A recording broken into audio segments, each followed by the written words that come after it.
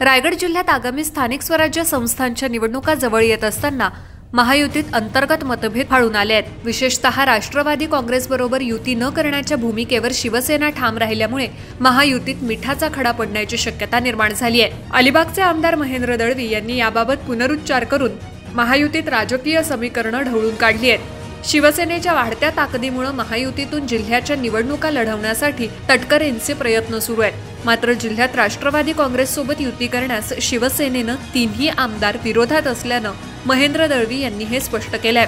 आम्ही वरिष्ठ नेतृत्वाला आमची भूमिका स्पष्ट केली आहे। राष्ट्रवादी काँग्रेससोबत युती होणार नाही असंही ते म्हणाले। दरम्यान महायुतीत भाजपसोबत मैत्री कायम राहील का याविषयी उत्सुकता आहे।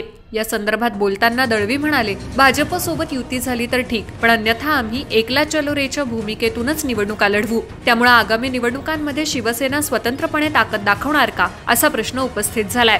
रायगड जिल्ह्यात सध्या महायुतीचं राजकारण वेगवेगळ्या स्तरांवर सुरू आहे। भाजप, शिवसेना आणि राष्ट्रवादी काँग्रेस या पक्षांमध्ये समन्वय साधण्याचे प्रयत्न सुरू असले तरी शिवसेनेची राष्ट्रवादी विरोधातील भूमिका या प्रयत्नांना धक्का देणारी ठरत आहे। स्थानिक पातळीवर शिवसेनेची वाढती ताकद, विकासाच्या मुद्द्यांवर घेतलेली आक्रमक भूमिका आणि स्थानिक स्वराज्य संस्थांवरील पकड यामुळे शिवसेना स्वतंत्र निवडणुकीच्या तयारीकडे झुकत असल्याचं स्पष्ट होत आहे। महेंद्र दळवी यांच्या वक्तव्यामुळे आगामी निवडणुकातील महायुतीचं राजकीय गणित हे अधिक गुंतागुंतीचं होण्याची शक्यता आहे। युती झाली नाही तर शिवसेना भाजप विरुद्ध राष्ट्रवादी असा वेगळा गट उभा करणार का की स्वतंत्रच लढणार याकडे सर्वांचं लक्ष लागलंय। आणि मग तत्काळ धडकी भरली निश्चित आता ते वेगळ्या भूमिकेत जातात असं मला दिसतंय की रोज कुठल्या माध्यमातून कशी महायुती घडेल याचा ते प्रयत्न करतात। पण आम्ही 100% सांगितलं, बरेचसे असेल, मी असेल किंवा महेंद्र थोडे असतील, आम्ही आमच्या वरिष्ठांना शिंदे साहेबांना सांगितले की या नालायकांबरोबर आम्ही कधी युती करणार नाही। आम्ही आणि बीजेपी त्याला बरोबर घेऊन त्यांना सोडून ही ताकद आम्ही निर्माण केली आहे।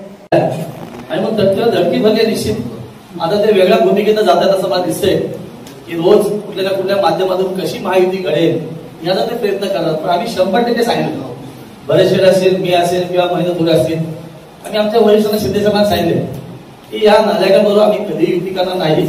आम्ही आणि बीजेपी त्याला बरोबर घेऊन त्यांना सोडून ही ताकद आम्ही निर्माण केली आहे।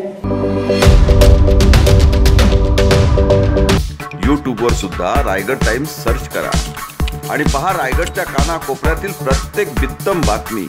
आणि हो, लगेच सबस्क्राइब बटनवर क्लिक करायला विसरू नका। रायगड टाइम्स, आपलं चॅनल, आपला आवाज।